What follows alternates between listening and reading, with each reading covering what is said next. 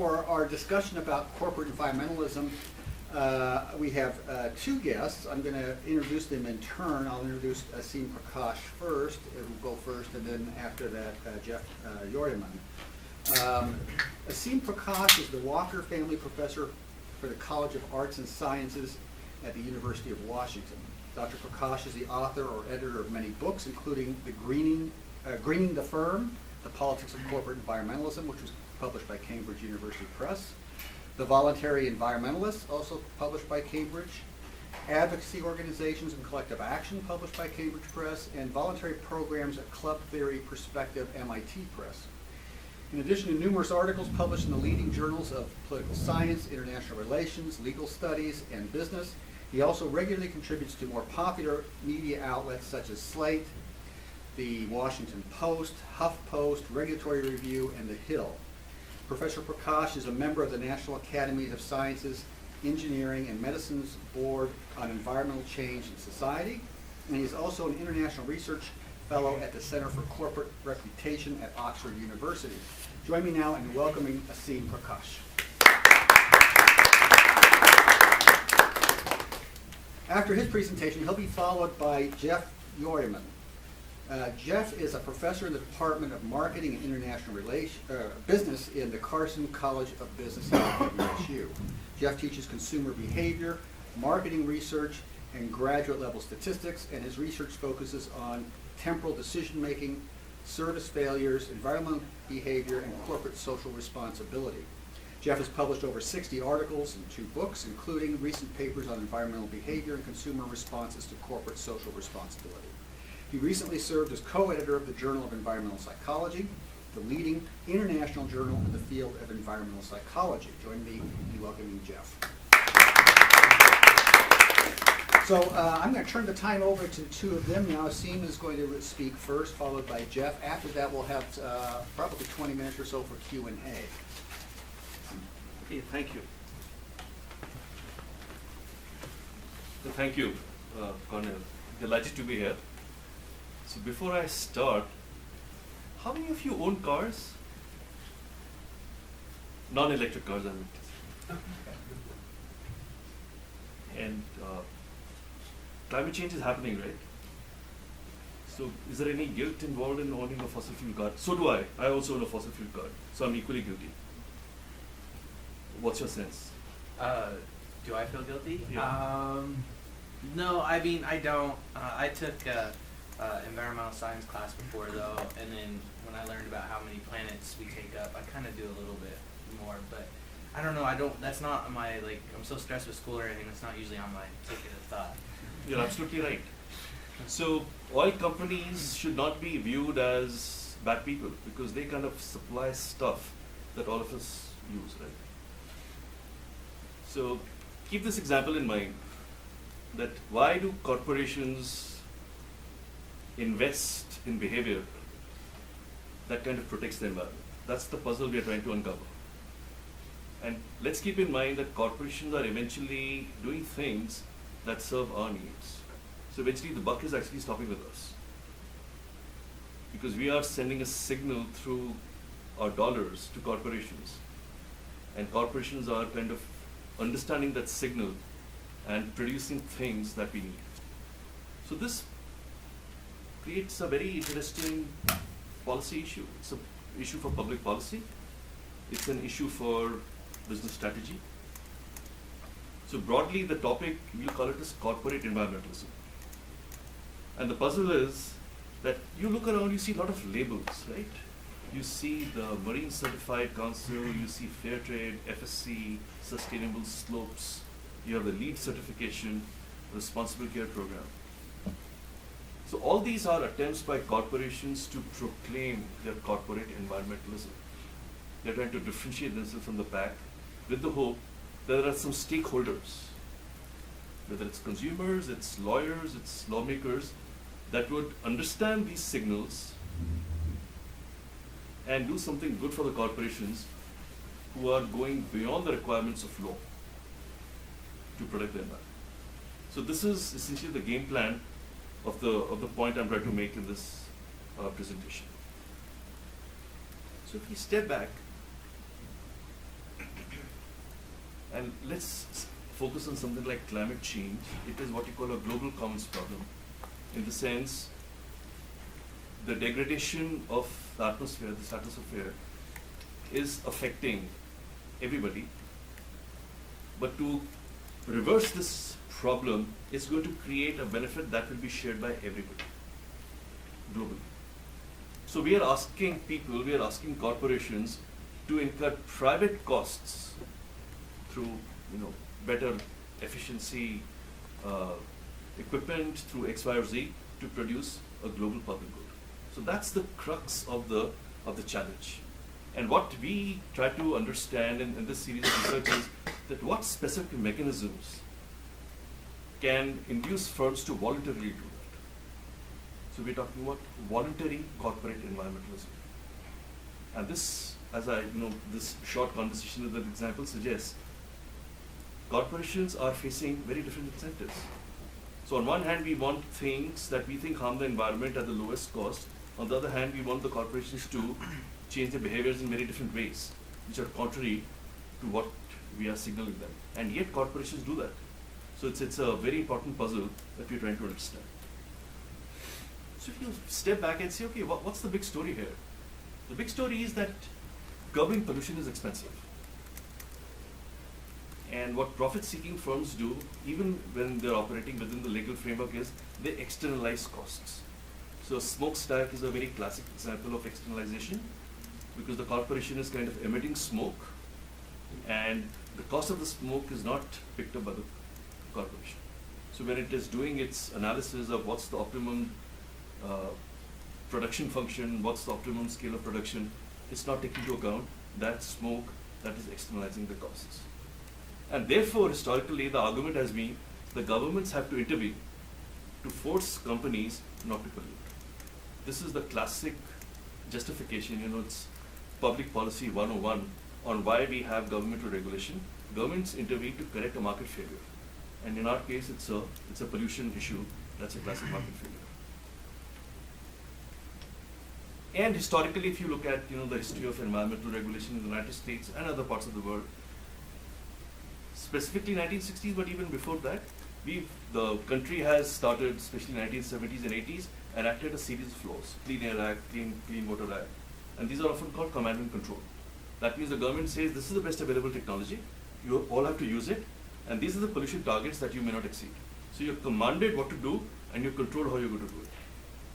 And this worked very well. So the rivers no longer catch fire. We can actually open the faucet and drink water from the tap, a luxury that you don't find in many developing countries, including India, where I come from. And we got cook reserves. So 1970s and 80s, we've seen enormous progress in pollution reduction, essentially through the mechanism of command and control. Plus, if you think of FDA and the stringent command and control regulations of the FDA regarding drugs, so drugs are used in high-risk situations. So we want a governmental intervention, a government policy that makes sure that our exposure to risk is minimal. So if we think command and control works in high-risk situations, there is an argument to be made that pollution being a high-risk situation, we should have command and control. Plus, it's easy to monitor. You tell firms what technology to adopt, and you have a monitoring device. You put some kind of a pollution meter in the smokestack, X, Y, or Z, or you have input control because you have a production function. If you control the input, you control the output, given technology. So it worked pretty well. But we started having problems. First is it created a huge clash between the regulators and the regulators, what we call adversarial relations. And one has to actually work in a firm to appreciate the level of hostility towards regulation.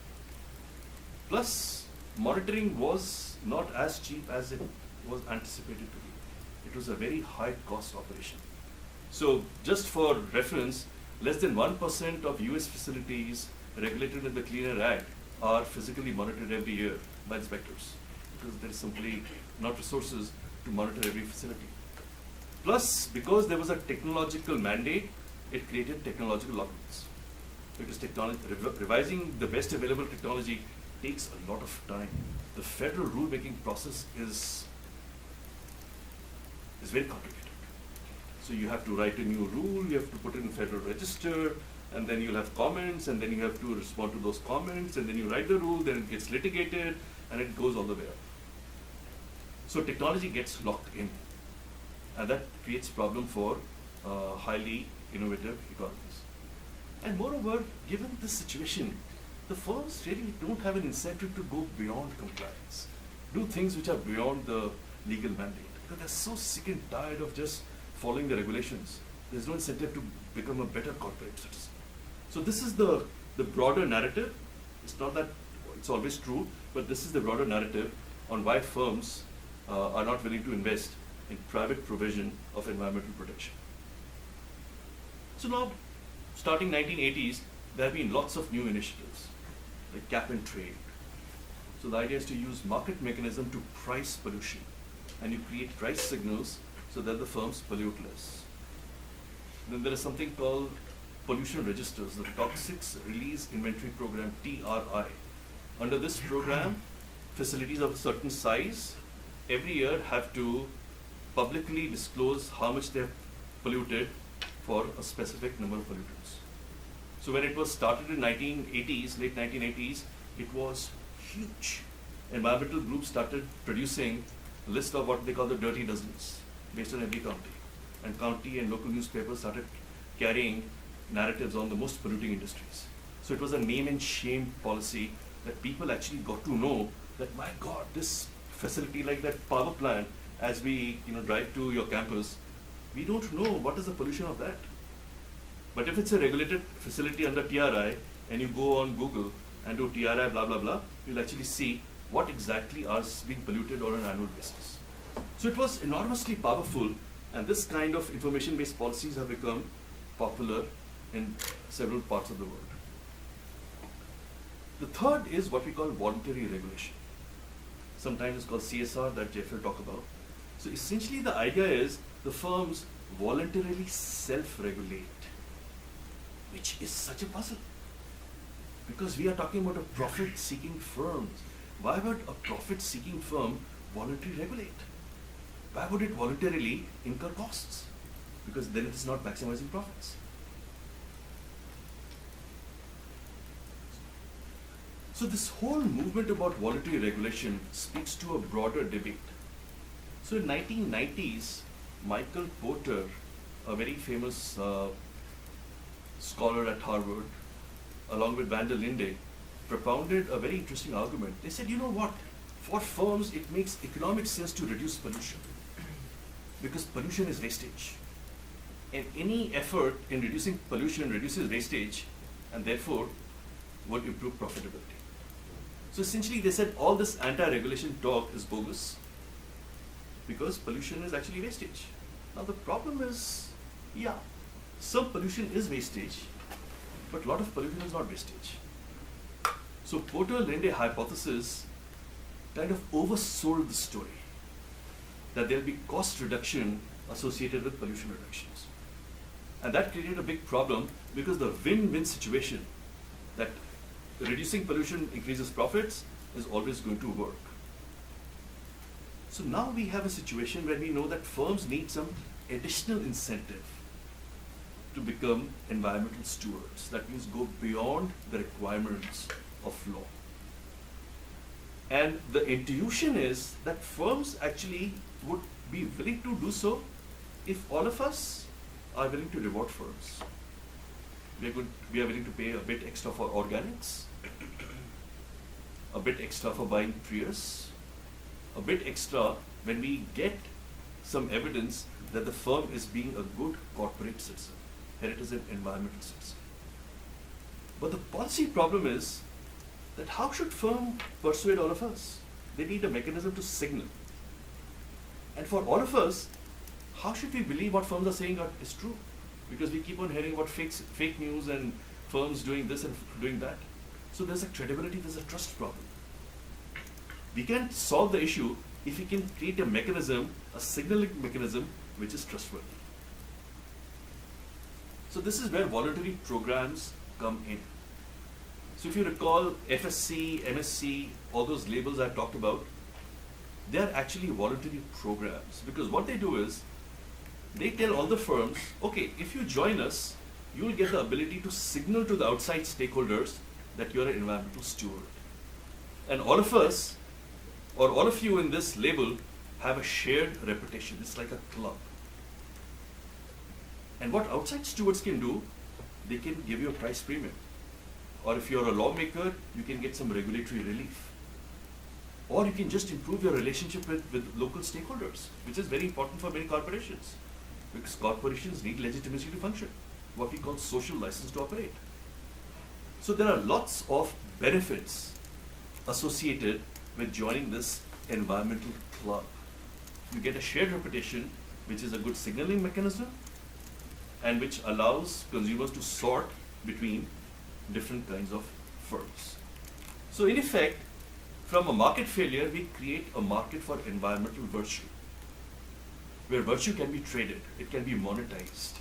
And it is monetized through the mechanism of what we call voluntary programs. Sometimes they're called eco-labels, but it all amounts to the same thing, because the idea is to have a credible signal of corporate commitment to environmental issues. So some of the issues we should discuss after Jeff's presentation is that how do we differentiate good programs from greenwashes? There are lots of fake programs which really don't impose serious obligations on firms. So should we trust all programs? And especially in this age of distrust, should we take the corporate word for granted? So that's a very important issue theoretically and from a policy perspective. Second, do these programs really change corporate behavior? Or they're simply sorting the good firms from the bad ones? So the promise of environmental programs is that the firm joins, the firm is told that, okay, if you want this label, this is what you'll have to do, so the firm changes behavior. But suppose the firm is already doing those things. So when you join this program, you've really not changed behavior. You've just sorted. And that's not good enough. So this is a second issue that many of us struggle with in academia.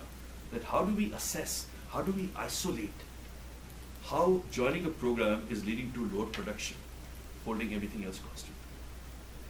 And these programs can be sponsored by different actors.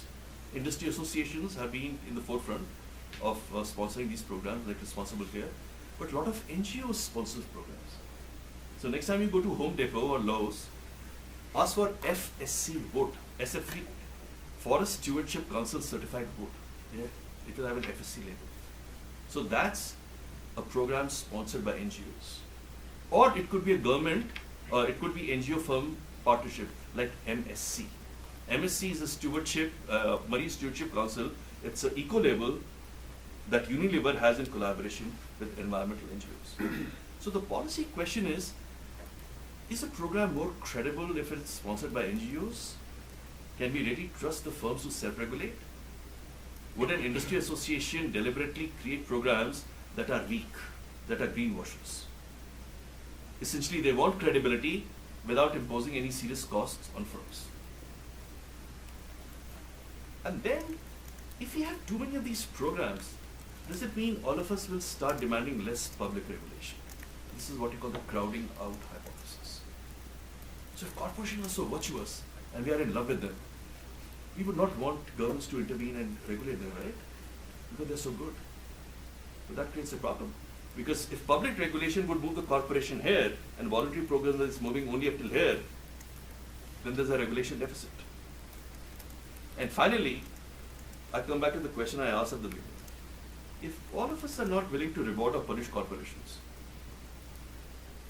why should the corporations do good? Because eventually the buck stops with us, right?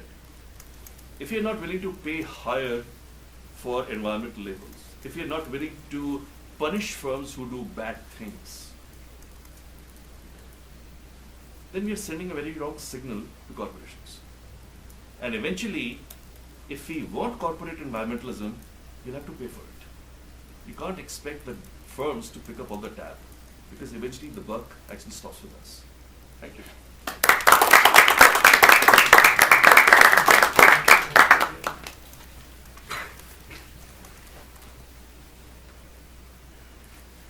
All right. Well, that is a good framing for my discussion, Aseem and I approach this problem from very different perspectives, though. So he's at a much more macro level, policy level, and our focus is on marketing and psychology. And so what I wanted to talk about today was corporate environmentalism and marketing's role. And just to start by talking about what marketing is, I know a lot of people think it's the dark side. I went over to the dark side in 2007. But there is something called the social marketing orientation, which focuses on trying to do good things to benefit society and the environment beyond firm profits. Talk about corporate social responsibility and some of its benefits to the firm. And then talk about 3 different empirical projects that we've done here that are related to this topic, I think. So marketing is an organizational function and a set of processes for creating, communicating, and delivering value to customers, and for managing customer relationships in ways that benefit the organization and its stakeholders. Kind of a long definition, but I like to define marketing as really simply as meeting needs and delivering value to all people affected by a transaction. And the key is that the number of stakeholders that we recognize today is much broader than just the consumer and the firm, right? Society and the environment can also be considered as stakeholders. And there are a number of marketing orientations that developed over time: production orientation, selling orientation, the market orientation. And today, the most recent orientation is the social marketing orientation, which suggests that firms aim to obviously benefit the firm and consumers, but also benefit society and the environment as well. And really focusing on trying to benefit consumers in the long term, and also run businesses in such a way that they benefit the environment. And this is very closely related to CSR. So I think you probably have a pretty good sense of what CSR is in general, but I like these 2 definitions. One's kind of a classic definition, one's a more recent one, but McWilliams and Siegel defined it as actions that appear to further some social good beyond the interest of the firm and that which is required by law. So basically it's going above and beyond what is required, and you've written a lot about when firms will voluntarily take actions to go above and beyond what they are required to do, and that's the essence of CSR. More recently, CSR has been defined as a firm's or brand's commitment to maximize long-term economic, societal, and environmental well-being through business practices, policies, and resources. And what I like about this is the focus on the long-term outcomes, because a lot of these problems, these environmental problems that we're facing, can be thought of as social dilemmas, which involve a conflict between what's good for the individual in the short term and what's good for society and the environment in the long term. So there is an inherent temporal aspect to a lot of these dilemmas. A number of forms of CSR. Companies can show support for the community, commitment to diversity, support for employees through profit sharing, job security, attending to fair labor practices, and making sure that their products are incredibly safe. But as Aseem has noted, one of the main aspects of CSR is a commitment to the environment, creating environmentally friendly products, using processes that are environmentally friendly, etc. So, there are a number of benefits. As Aseem says, the real question is, will firms engage in these actions without being required to do so? And the research in marketing and psychology suggests that consumers do reward firms for this. There's more favorable brand attitudes, higher brand loyalty, for example, greater firm value, and these benefits tend to be greatest when consumers and firms match in terms of the value. So if a firm is engaging in environmental CSR, then the consumers who are most positively impacted by that are consumers who really value the environment. So it's kind of a firm consumer environmental firm consumer value match phenomenon. So I wanted to talk a little bit about some studies that we've done here at WSU that involve corporate social responsibility.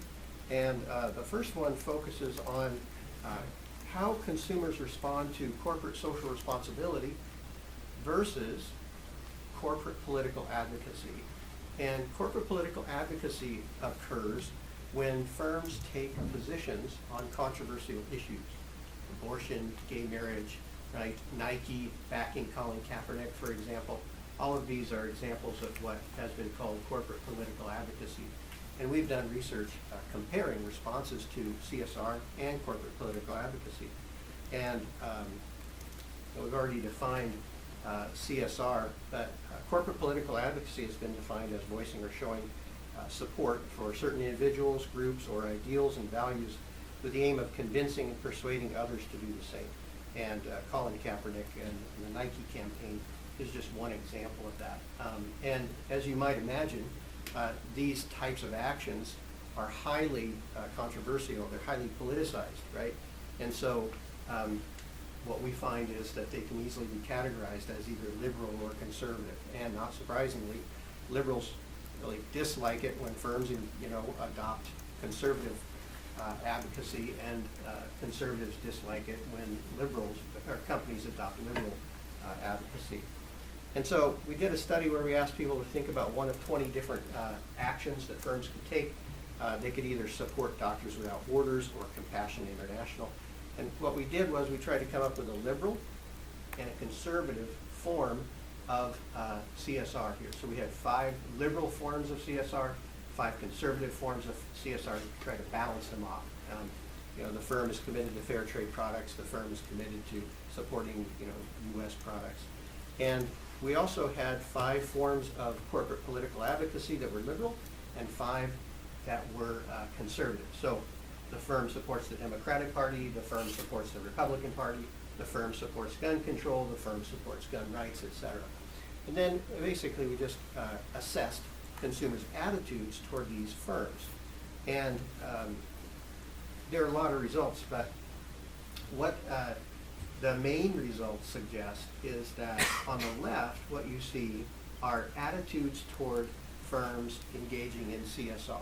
And you can see that it's highly skewed to the right, toward the most positive end of the spectrum. That means that most people, regardless of their political orientation, think that it's good when firms engage in corporate social responsibility.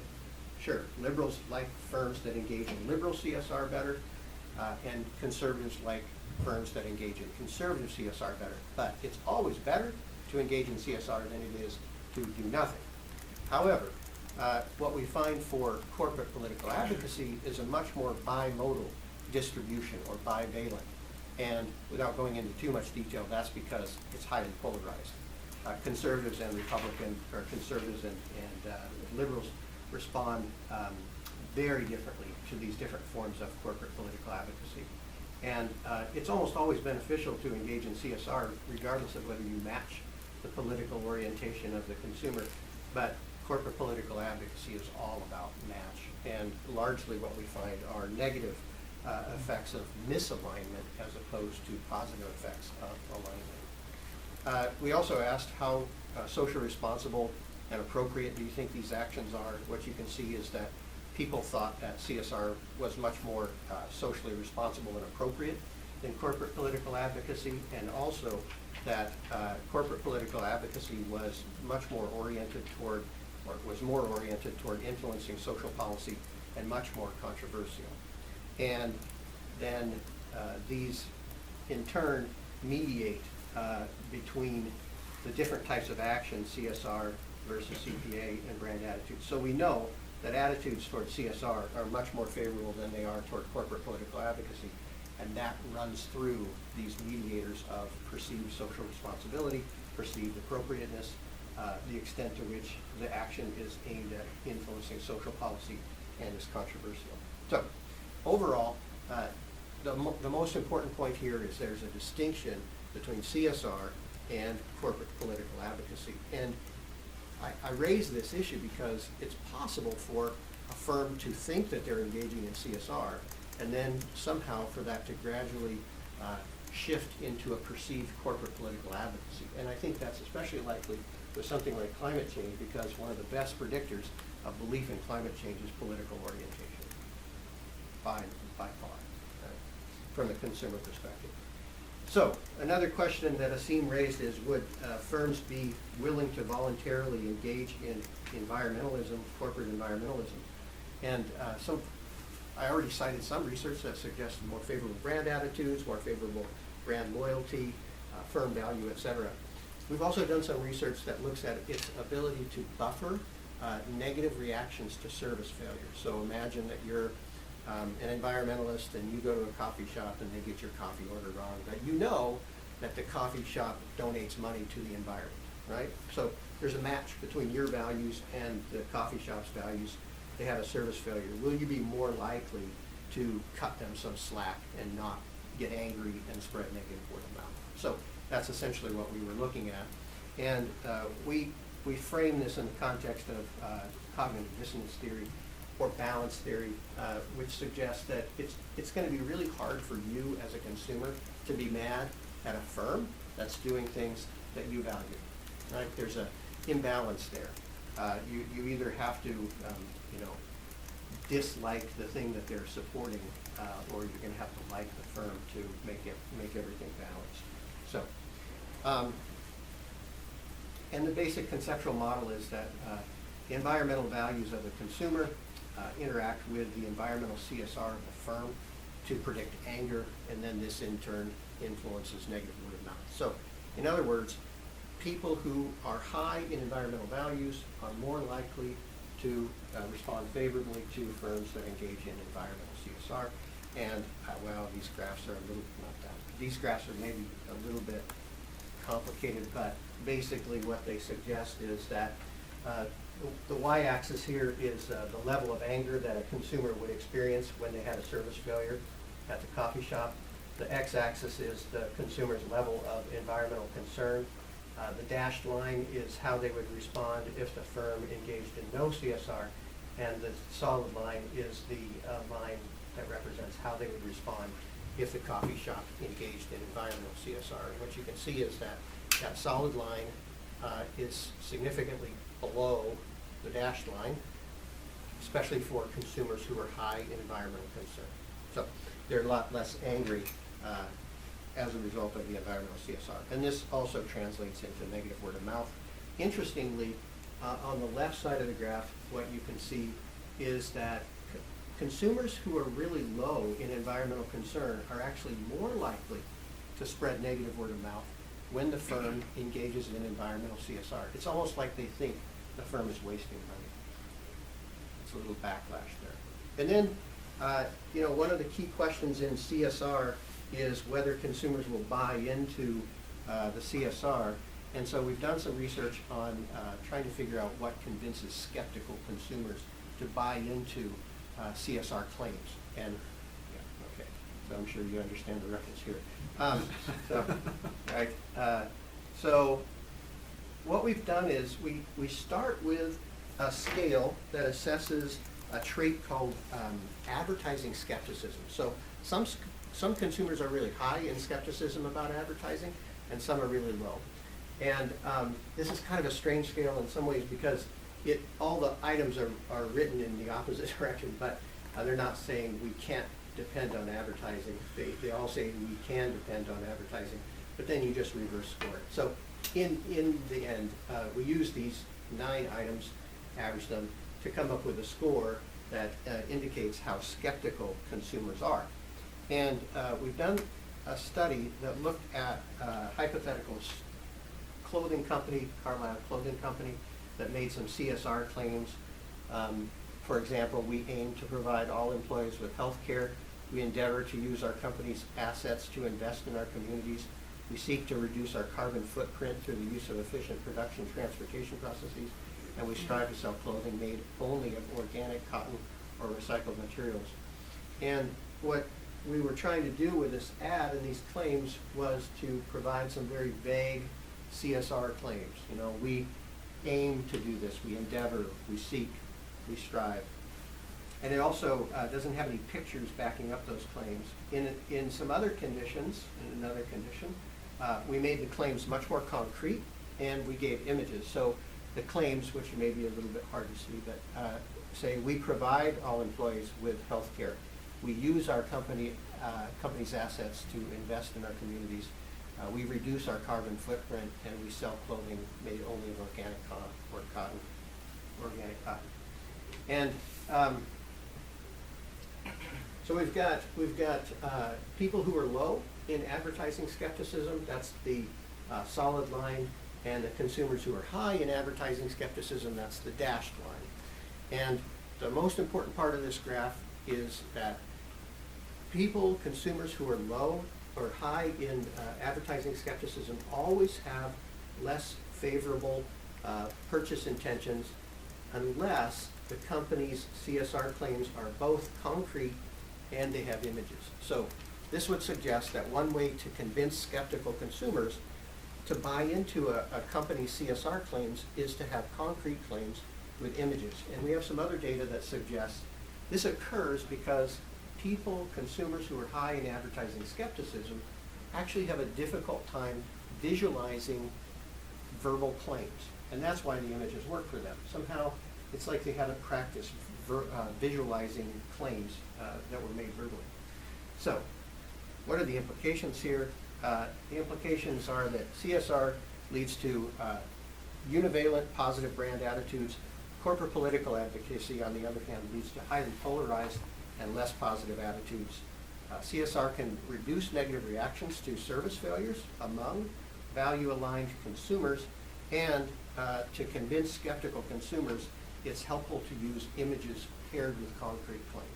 So this is some of the research that we've been doing. Some of it is not directly related to environmentalism, but it has implications for corporate environmentalism.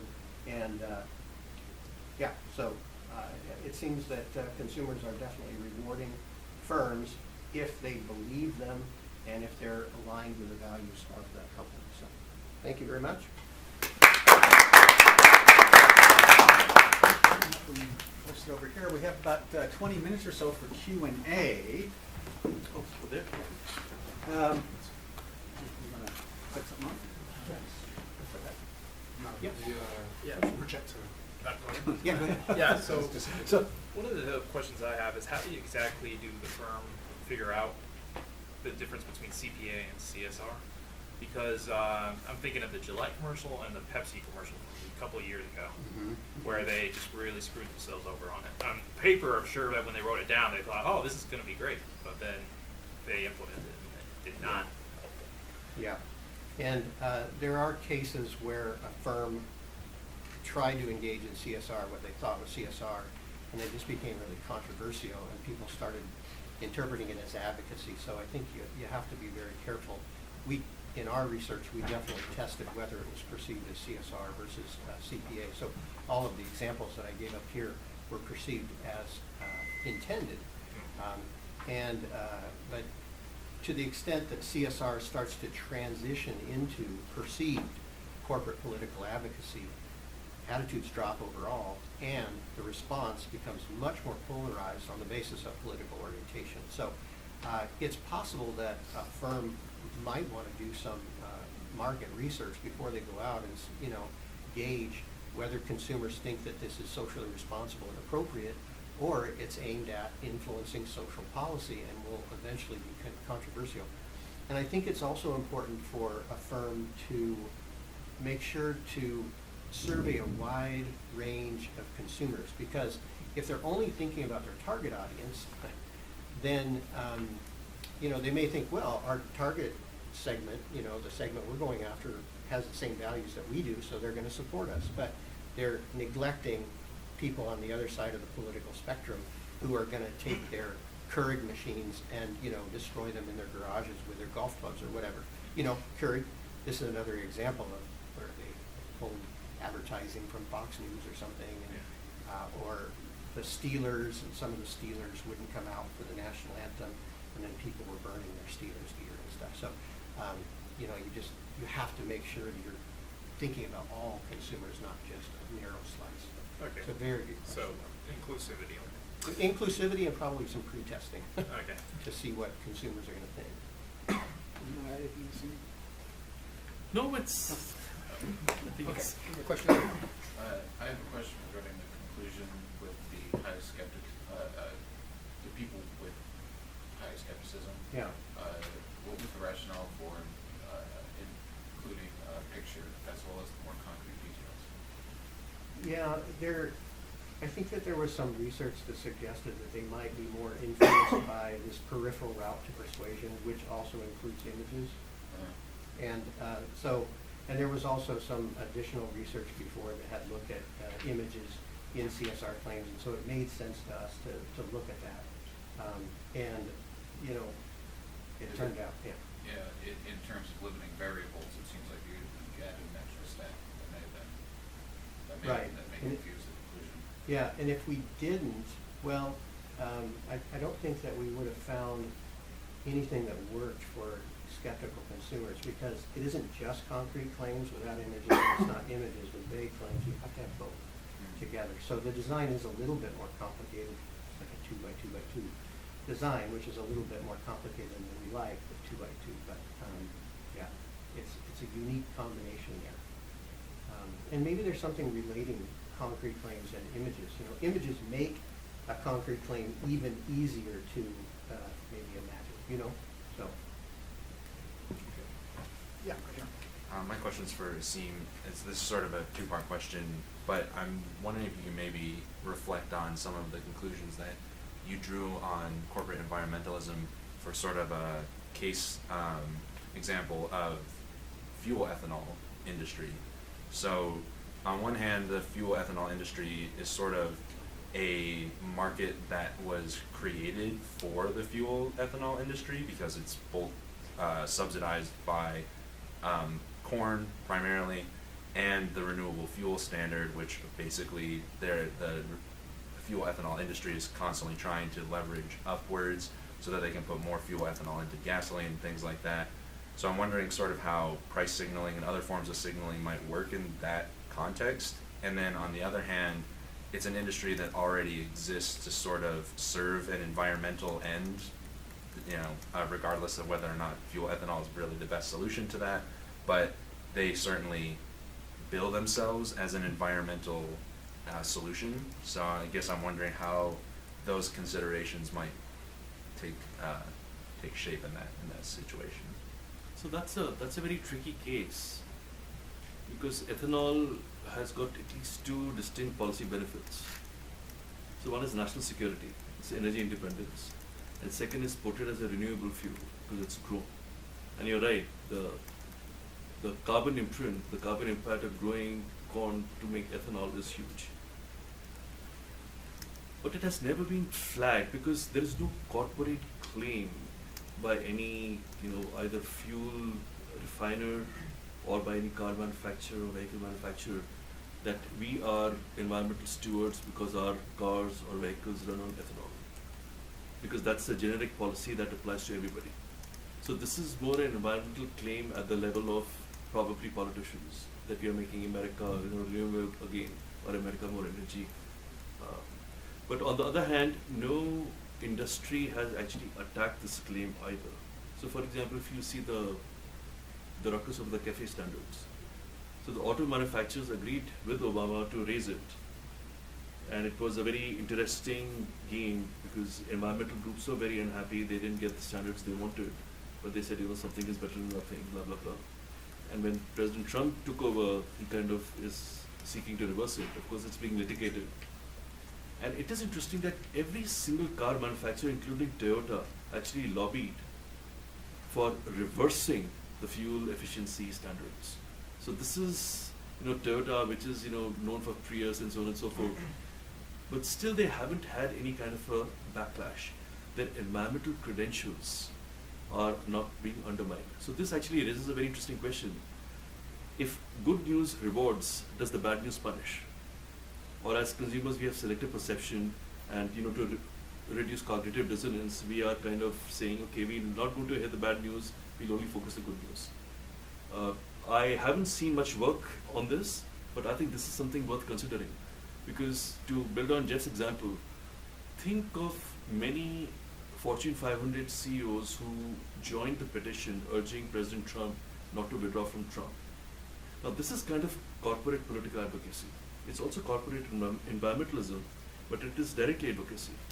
So it would be interesting to see if people, consumers, stakeholders, no matter what their persuasion is, are identifying this firm and saying, okay, I'm a conservative, you're supporting this, so you're bad.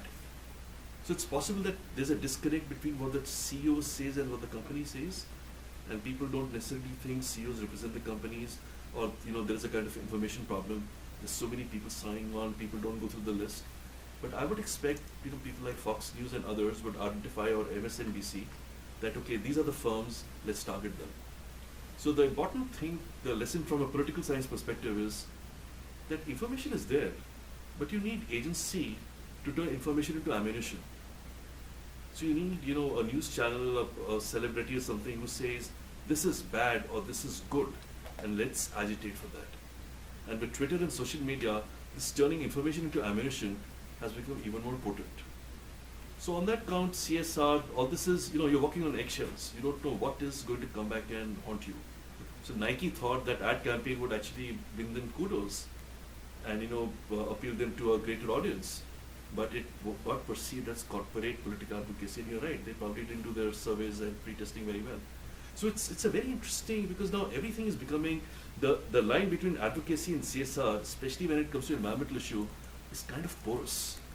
And a lot depends on how the media is actually going to frame it. In the back there. So with global warming and pollution becoming a very hot topic in today's society, who ultimately holds the responsibility for cleaning up the mess? The government, society, or the corporation? And what incentives does each group have to combine and fix the issue? At a practical level or at a philosophical level? Practical.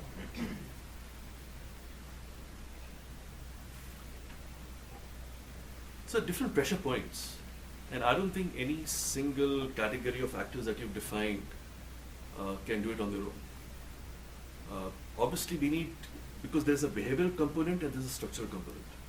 So the behavioral component, some of the issues that Jeff is talking about, so we can change our behaviors, given the appropriate incentives, given more information, given appropriate framing. So we can, start vaccinating our children, not have the measles problem that we're having now. Start driving hybrids, electric, carpooling, etc., etc. So these are behavioral solutions within the existing structure. And second is we change the structure, that we enhance, the renewable portfolio standards, we make a pledge to go 100% renewable, etc., etc. So the structural factors is where the government comes in. Of course, government can also try to shape behavior, but then it has the problem of becoming a nanny government. Firms are very interesting because firms are both creation of the structure and structure themselves. So if you think of a lot of monopolies and a lot of highly concentrated industries, firms are the structure because they're setting the rules of the game, and they can change things in ways that we cannot imagine. So we've done a lot of work on supply chain pressures. So one of the important things that we found, that firms are actually one of the most important disseminators of environmental norms. We always think about free trade to be bad and undermining environment, but actually free trade is good for the environment. In as much as the country that's importing stuff has strong environmental norms. Because what happens is that we become very concerned about environmental degradation, and we tell firms, rightly or wrongly, that demonstrate that your overseas suppliers are doing good. So what firms do is they start transmitting these environmental practices all through their supply chain. And I have some very interesting anecdotes to tell on this. But it's now pretty well established, whether it's Nike, whether it's General Motors, etc., that firms, especially firms that are selling predominantly in developed countries, can leverage globalization to spread environmental norms. So the firms themselves become the structure. So it depends on the unit of analysis you're talking about. So the EU has a different type of policy, the carbon emission policy.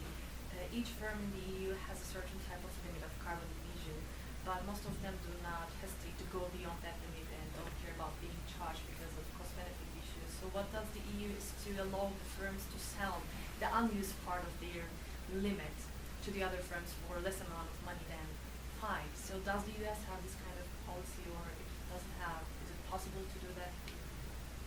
So what you've said is called cap and trade. Yeah. And the United States actually started it with sulfur dioxide quotas in 1990s. and the EU picked it up, as you rightly said, during the ETS, the Environmental Rating Scheme. And that has received very interesting, there's a huge literature on ETS, whether it works. California has now started cap and trade. And the results are very interesting for some of the reasons you've said. So let me highlight a few things. So in cap and trade, what is happening is the government is saying, this is the maximum we'll allow pollution, and let's partition the right to pollute to X number of actors. So X number of actors can either pollute as much, or they can pollute less and sell the unused part of the pollution for somebody else. So essentially what we've done is, we've turned into a public good into a private good. A private good that can be traded. In practice it works very well, in theory. In practice what happens is, you must have stringent upper bounds that firms actually have an incentive to innovate. Second, how you devise these quotas, how do you apportion these quotas is a highly political decision, because you are essentially doling out free money. And this involves a lot of political lobbying, a lot of grandfathering, etc., etc. Third, a lot of times governments do see tricks of saying, you know what, if you exceed your quotas, you can buy carbon offsets somewhere else. So in California, the scandal that's happening is a lot of firms are overpolluting, and then they buy carbon offsets in some other part of the world. And worse still, and this is the big shocker, firms that have reduced pollution and firms that have increased pollution operate in very different geographies. So there is an environmental justice problem that has become very huge. And what research suggests is that firms that are in economically underprivileged neighborhood have actually increased pollution. So cap and trade has actually increased the pollution burden on the poorer section of society. So again, you know, the devil lies in detail. In practice, it may not work out as well as we hope it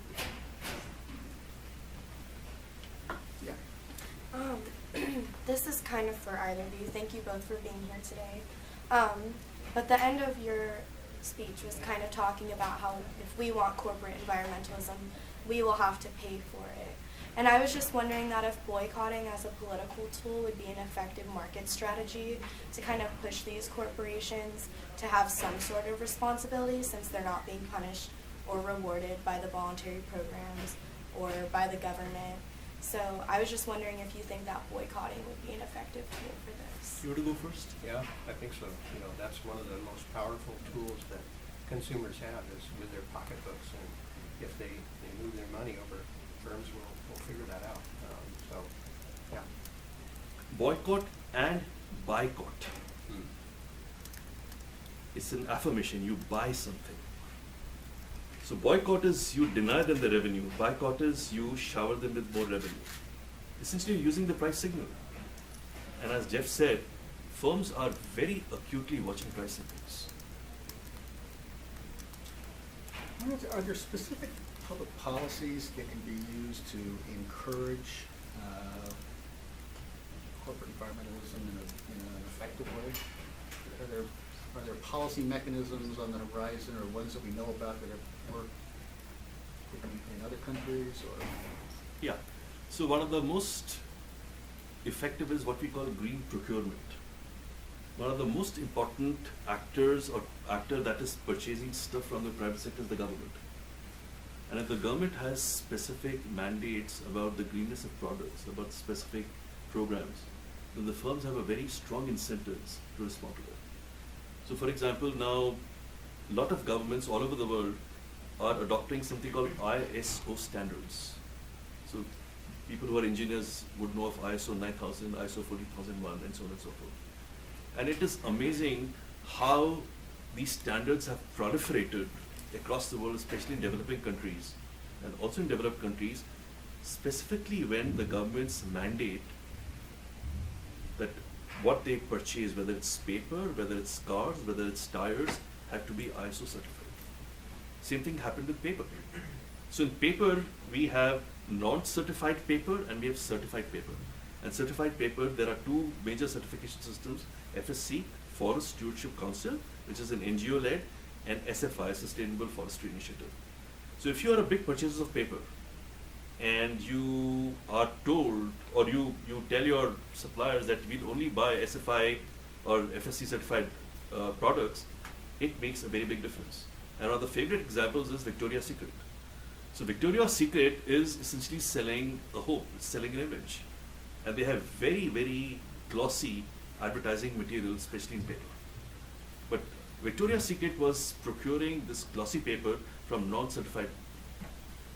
So what happened is a couple of environmental groups said, we have to name and shame Victoria's Secret. They're selling beauty, but they're destroying beauty. So they started running this campaign, which was very nasty, about Victoria's Secret, that what's the real secret of Victoria, that kind of stuff. And they named and shamed, and now Victoria's Secret procures the millions and millions of pounds it uses for catalogs and others from certified wood. So name and shame, price signals and all those things, this is something corporations very carefully pay attention to. But beyond that, if I may, 50% of market capitalization of Fortune 500 companies is in non-tangible assets. 50%. That means companies are very, very worried about image. It's an image game. In fact, some people would say even more than consumer pressure, it is the fear. That's why your perception scales are so important. Companies are so worried about brand image, about goodwill. So if you can threaten a company, that's the threat work for Victoria's Secret. That we will make a dent in your image, not destroy it, just dent in your image. There's a panic that sets in. So if you want to be politically active, in addition to being a responsible consumer, start writing letters to companies expressing your displeasure or expressing your because there is a now huge army of analysts in companies that are trying to assess consumer feedback. They're of course, doing things on the web and trying to get data from the web, but nothing works either for politicians or firms as a personal letter or personal communication. Okay, we have time for one quick last question. Anyone? Over here. I'm concerned about the elasticity of cost in regards to cap and trade, how some companies are more willing to incur cost upon themselves, whereas others have to spend it or have to send it down to the consumer. So with only a certain number of credits available, a lot of the more affluent companies will buy up all of these credits, and say developing companies or small businesses will not be able to compete in a national or global scale. So you're right, this is one of those majorly debated issues. And the question is, if you impose a cost on the firm, will the firm pass it down to consumers, or the firm has sufficient slack to absorb the cost? That's the basic issue. And you're right, smaller firms may not have the slack to absorb the cost and may have to pass it down, and they may be operating in a highly price-sensitive market. So one way to handle this is when you distribute your carbon credits, you make it in such a way that there's some equity. So in this sense, firm A contributes 50% of carbon pollution, but may not get the 50% of carbon credits, gets only 30% of the carbon credits. But other firms that have a minuscule contribution get more than their share of carbon pollution. So you can start building equity in anticipation of the issues you have raised. But you're right, this is one of the major issues that is being debated. That there's an asymmetrical distribution of costs even within firms. So a quick follow-up, would companies then be more likely to respond to that cost not through innovation, but just selling their credits and not actually improving efficiency or You're right, there's no simple solutions. So eventually we want a price signal so that there's more technological innovation. But sometimes it's what you call a rentier problem, that you become a landlord, right? So instead of building new structures, you say, let me take rent on the existing structures. So it's a landlord problem. And that's why it's essentially a political issue. And cap and trade sounds so simplistic on paper, but when you actually start devising it, there are lots of political issues and technical issues, as you rightly said, that have to be considered. Okay, this has been a wonderful discussion despite our low numbers today, and unfortunately our time is up. Let me remind you though that this evening Dr. Prakash will be giving a distinguished lecture on the politics of carbon taxes. So I encourage you to come back to that this evening at 4:30. Now join me in thanking both Dr. Prakash and Dr. Joireman for a really interesting conversation.